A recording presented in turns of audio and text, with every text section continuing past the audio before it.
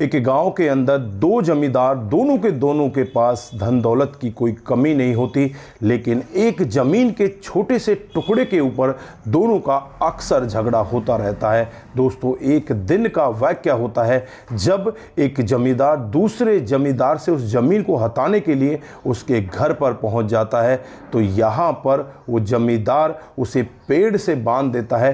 पेड़ से बांधकर उसकी जमकर पिटाई करता है और जो ऊपर के हिस्से के कपड़े होते हैं उन कपड़ों को उतार देता है। दोस्तों, उसे मरा हुआ समझकर वहीं पर छोड़ जाता है, लेकिन सामने वाला जो पेड़ से बंधा होता है वो एक ऐसी प्रतिज्ञा लेता है कि जब तक मैं तुझे ख़त्म ना कर दूं तब तक मैं अपने शरीर पर कपड़े नहीं पहनूंगा।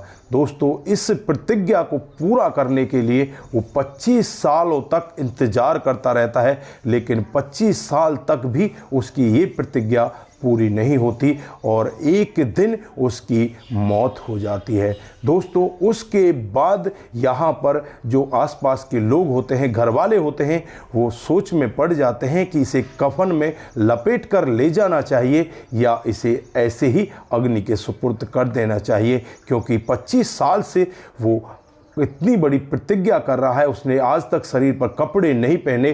बेटा और जो बेटी होती हैं उसके इसी तरह से वहाँ पर आपस में बातचीतें होने लगती हैं, लेकिन तभी वहाँ पर होता कुछ ऐसा है जिसकी कभी कोई कल्पना भी नहीं कर सकता। दोस्तों, अगर आप लोग भी पूरे मामले को डिटेल से जानना चाहते हैं तो वीडियो को ज़रा सा भी स्किप ना करें, लास्ट तक वीडियो को ज़रूर देखिएगा। दोस्तों, आगे बढ़ने से पहले हमारी वही रिक्वेस्ट कि जो हमारे चैनल के साथ नए हैं कृपया करके चैनल को फॉलो कर लें, बेल आइकन को ज़रूर प्रेस करें। नमस्कार, जय हिंद। आप देख रहे हैं APH न्यूज़ राहुल रावत के साथ। दोस्तों, आज की जो हकीकत की घटना आपको बताने जा रहा हूँ, उत्तर प्रदेश में एक ज़िला पड़ता है प्रतापगढ़ और इसी के अंतर्गत एक गांव की ये हकीकत की घटना है। यहाँ पर केसरी सिंह नाम का एक व्यक्ति जो पेशे से जमींदार होता है, धन दौलत की उसके पास कोई कमी नहीं होती, उसके ही सामने रहने वाला बलवंत सिंह जिसकी उम्र 45 साल होती है, वो भी पेशे से जमींदार होता है। दोनों की आपस में लड़ाई चल रही थी एक छोटे से ज़मीन के टुकड़े के लिए और एक दिन का वाक़या होता है। केसरी सिंह के पास बलवंत सिंह पहुंच जाता है और वहां जाकर उस ज़मीन पर कब्जा करने लगता है। तभी यहां पर केसरी सिंह उसे पेड़ से बांध देता है और ऊपर के शरीर के उसके कपड़े उतारकर उसकी इतनी ज़्यादा पिटाई करता है, जब केसरी सिंह को लगता है कि अब ये मर ही चुका होगा तब उसे छोड़कर वहां से चला जाता है। लेकिन बलवंत सिंह की सांसें चल रही होती हैं। उसके बाद जब उसको वहां से खोलकर लाया जाता है तो यहाँ पर बलवंत सिंह एक प्रतिज्ञा लेते हैं और वो कहते हैं कि मैं तब तक कपड़े नहीं पहनूंगा जब तक मैं केसरी सिंह को इस दुनिया से विदा नहीं कर दूंगा। दोस्तों, ऐसी प्रतिज्ञा तो वो कर लेते हैं, लेकिन अब हर दिन तलाश में रहते हैं। केसरी सिंह जो होता है वो भी कमज़ोर नहीं होता, उसके पास भी हर तरह की ताकत होती है। बलवंत सिंह के जो दो बेटे होते हैं वो दोनों के दोनों धीरे धीरे करके बड़े होने लगते हैं। बलवंत सिंह अपने बेटों से कहता है कि तुम मेरी प्रतिज्ञा को पूरा कराओ, लेकिन बेटे यहाँ पर मना कर देते हैं कि हम तेरी प्रतिज्ञा को तो पूरा करा देंगे, लेकिन हम जेल के अंदर चले जाएंगे, हमारा क्या होगा, हमारा तो पूरा का पूरा जीवन खराब हो जाएगा। दोस्तों, अब यहाँ पर उसके बड़े वाले बेटे की शादी आ जाती है और यहाँ पर बलवंत सिंह खुद अपने समधी के वहाँ नहीं जाते। वो कहते हैं कि मैं वहाँ पर नहीं जा सकता क्योंकि मैं ऊपर के कुछ कपड़े पहनता ही नहीं। उस दिन के बाद से उसने कपड़े ही त्याग दिए थे, नीचे धोती पहनता, ऊपर के कोई कपड़े पहनता ही नहीं। दोस्तों, अपने बड़े बेटे की शादी में भी नहीं जाता, गांव से बाहर वो निकलता ही नहीं। बस हर समय उसके दिमाग में एक ही चीज़ चलती रहती कि मैं किस तरह से केसरी सिंह से बदला लूं। दोस्तों, धीरे धीरे करके समय और बीतता है। कुछ दिनों के बाद यहाँ पर छोटे बेटे के लिए भी रिश्ता आ जाता है, उसके लिए भी रिश्ता ले लिया जाता है और उसकी शादी भी एक डेट निश्चित करके तय कर दी जाती है। लेकिन यहाँ पर बलवंत सिंह फिर से उसकी शादी में नहीं जाते, यानी कि ये इसके दूसरे बेटे की शादी थी, दूसरे बेटे की शादी में भी वो नहीं जाते। दोस्तों, उसके बाद धीरे धीरे समय और बीतने लगता है। समय के साथ साथ जो उम्र है वो भी बढ़ने लगती है। बलवंत सिंह की उम्र लगभग अब 70 साल की हो जाती है। 25 साल उस वाकया को हुए हो जाते हैं। यहाँ पर घर वाले उसका साथ भी नहीं दे रहे थे, क्योंकि वो एक गलत काम था। उसने कुछ बात ही ऐसी ठान ली थी कि मुझे उस तरह से उसको रास्ते से हटाना है। दोस्तों, अब यहाँ पर वो कुछ बीमार रहने लगा और बीमारी के चलते हुए एक दिन बलवंत सिंह की मौत हो जाती है। दोस्तों, जैसे ही बलवंत सिंह की मौत होती है, अड़ोसी पड़ोसी वहाँ पर इकट्ठा हो जाते हैं, रिश्तेदार वहाँ पर आ जाते हैं। सभी लोग कहने लगते हैं कि अब बलवंत सिंह की अंतिम विदाई की तैयारियां की जाएं, लेकिन अंतिम विदाई में क्या उसे कफन में लपेट कर ले जाना चाहिए या बिना कपड़ों के ही उसे अंतिम स्थान पर ले जाना चाहिए। दोस्तों, कई तरह की वहाँ पर बात होने लगती हैं। तो यहाँ पर जो बच्चे होते हैं वो कहने लगते हैं कि हमारे पापा ने पूरे जीवन भर कपड़े नहीं पहने, तो आज उन्हें कैसे हम कपड़ों में लेकर जाएंगे, हम उन्हें ऐसे ही लेकर जाएंगे। यहाँ पर कहने लगते हैं कि अंतिम क्रियाक्रम है, इसे तो अच्छे से करना चाहिए। दोस्तों, आपस में इस तरह का झगड़ा सा वहाँ पर होने लगता है। इधर जो केसरी सिंह होता है उसे पता चलता है कि जो बलवंत सिंह है वो इस जहां में नहीं रहा। अब यहाँ पर केसरी सिंह मन ही मन गिलानी करने लगते हैं और वो सोचने लगते हैं कि यार इसकी तो प्रतिज्ञा ऐसे ही रह गई और ये इस जहां को छोड़कर चला गया। फिर वो एक नोट लिखते हैं। नोट में यही लिखते हैं कि जो मैं कुछ करने जा रहा हूँ वो सब मेरी मर्जी से है। मैं चाहता हूँ कि मुझे भी कफन में लपेट कर ही मेरा अंतिम क्रियाक्रम किया जाए और इधर जो बलवंत सिंह है उसका भी अंतिम क्रियाक्रम कफन में लपेट कर ही होना चाहिए।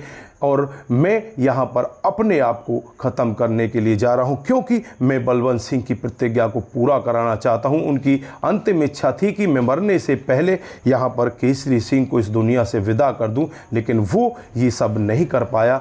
लेकिन मैं ये सब करना चाहता हूँ कि उसकी जो इच्छा है उस वो कपड़े पहनकर, यानी कि जो कफन वगैरह लपेटकर उसकी अंतिम क्रियाक्रम को किया जाना चाहिए। दोस्तों, वहीं पर वो अपनी पिस्टल निकालता है और पिस्टल निकालकर सीधे गोली अपने सर में मार लेता है। जब आसपास के लोगों को ये खबर मिलती है कि यहाँ पर केसरी सिंह ने अपने सर में गोली मार ली, दोस्तों आसपास के लोग तुरंत ही वहाँ पर इकट्ठा हो जाते हैं और आनन फानन में ही वहाँ पर पुलिस भी आ जाती है। और जब उस नोट को पढ़ा जाता है तो पुलिस वाले भी उस नोट को पढ़कर एक बार के लिए अचंभित हो जाते हैं।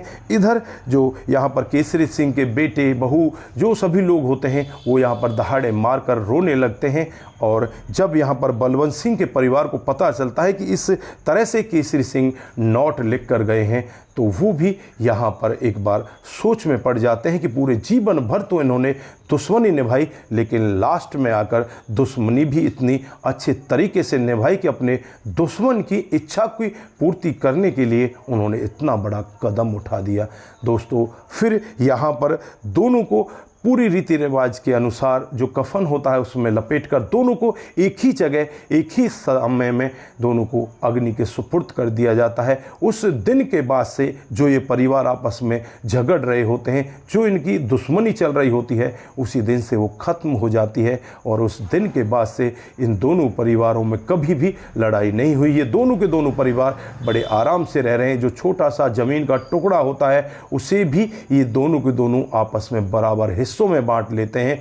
उसके बाद इनका जीवन बहुत बेहतर तरीके से चलने लगता है। तो दोस्तों, ऐसी ऐसी घटनाएं भी हमारे समाज के अंदर हो जा रही हैं। दोस्तों, कुछ लोग यहाँ पर इस तरह से दुश्मनी भी निभाते हैं और फिर यहाँ पर दुश्मन के वचन को भी फेल नहीं होने देते, ऐसा भी काम कर जाते हैं। आज आपने यहाँ पर इस तरह का ये वाक्य सुना, तो आप यहाँ पर आज क्या कहना चाहते हैं? आज आपकी जो भी राय है एक बार कमेंट बॉक्स में ज़रूर लिख कर जाएँ। हम उन लोगों के नाम भी लेना चाहते हैं जिन्होंने हमारे पिछले वीडियोज़ पर कमेंट किए हैं। जो पहला कमेंट किया है वो राजकुमार सिंह ने किया है। वो लिखते हैं कि आपका वीडियो बहुत अच्छे होते हैं और एक कहानी हमने बताई थी, उसमें एक व्यक्ति को सज़ा होनी थी, तो उसमें वो कहते हैं कि इसको सज़ा कम हुई है और इसको सज़ा और ज़्यादा होनी चाहिए। दोस्तों, अगला जो कमेंट आता है वो आता है इकबाल सरदार का। वो कहते हैं कि कहानी सुनकर अच्छा लगा, आपकी कहानी बहुत ही अच्छी होती है। उनके जो पिता हैं उनका नाम ओंकार सरदार है, गांव इनका जोड़किया, जिला श्री गंगानगर, हनुमानगढ़, राजस्थान के रहने वाले हैं। ये हमारे वीडियोज़ पर कमेंट करते हैं। आपका बहुत बहुत धन्यवाद, आपका परिवार सुखी रहे। का आता है वो हमें एक अच्छा सा थंब दिखाते हैं, वो कहते हैं कि आपके वीडियो हमें बहुत अच्छे लगते हैं, आपका बहुत बहुत धन्यवाद। उससे अगला जो कमेंट है वो आता है इंदर सिंह का। वो कहते हैं कि सामाजिक सच्चाई ऐसे ही बताते रहिए, आपका बहुत बहुत धन्यवाद। उसके बाद जो अगला कमेंट आता है प्रिंस कुमार गोंड का आता है। वो लिखते हैं बहुत ही सुंदर कहानियाँ, आपका बहुत बहुत धन्यवाद प्रिंस कुमार। उसके बाद जो कमेंट आता है वो आता है संतोष कुमार का। वो कहते हैं कि बहुत ही अच्छा, आपका बहुत बहुत धन्यवाद। उसके बाद जो कमेंट किया है वो मोनू जैन ने किया है। वो लिखते हैं कि वेरी नाइस वीडियो, आपका तहे दिल से धन्यवाद। उसके बाद जो कमेंट है वो है जानू का। वो लिखते हैं कि हाय, आपका बहुत बहुत धन्यवाद। सोमा संस्कार का भी कमेंट आता है, सामाजिक सच्चाई ऐसे ही बताते रहिए सोमा जी, आपका बहुत बहुत धन्यवाद। अजय ठाकुर का कमेंट आता है, जय श्री कृष्णा भाई जी, बहुत अच्छी कहानी आपने सुनाई है, वंडरफुल, गॉड ब्लेस यू, आपका बहुत बहुत धन्यवाद। Mahe Umar very nice, this man love you, आपका बहुत बहुत धन्यवाद। ताराचंद सिंह जी गजब, आपका भी बहुत बहुत धन्यवाद। अनिल पांडे जी हाय लिखते हैं, अनिल पांडे जी आपका भी दिल की गहराइयों से धन्यवाद। आप सभी लोग इसी तरह से हमारे साथ में कमेंट करते रहें, इसी तरह से आप लोग हमारे वीडियोज़ को देखते रहें। कमेंट आता है वो आता है अनिल पांडे का। अनिल पांडे हाय लिखते हैं, अनिल जी आपका बहुत बहुत धन्यवाद। सत्येंद्र सिंह जी हमारे को लिखते हैं बहुत सुंदर, बहुत अच्छा, आपका दिल की गहराइयों से धन्यवाद। तो जिस किसी भाई का भी कमेंट छूट जाता है या पढ़ने में नहीं आ पाता है तो आप हमारे नेक्स्ट वीडियो पर कमेंट ज़रूर करें। अगले वीडियो में जो आपका कमेंट आएगा वो साथ साथ में पढ़ा जाएगा। जो हमारे वीडियोज़ हर दिन नए आते हैं उन पर आप जल्दी से जल्दी कमेंट करते चले जाएं, आप सभी का नाम यहाँ पर लिया जाएगा। दोस्तों आज हमारे एक दोस्त हैं जिनका नाम राजकुमार है, जो मुंबई में रहते हैं। उनका आज जन्मदिन है, उन्हें जन्मदिन की ढेरों सारी शुभकामनाएं। भगवान उन्हें दिन दूनी रात चौगुनी तरक्की दे और वो अच्छे से अपने जीवन को व्यतीत करें। दोस्तों एक हमारे परम मित्र हैं जिनका नाम प्रीतम है, आज उनकी शादी की सालगिरह है। उनको और भाभी जी को शादी की सालगिरह के लिए बहुत बहुत बधाई। आपका जीवन अच्छे से चलता रहे, आप दोनों की जोड़ी हमेशा सलामत रहे। नमस्कार, जय हिंद।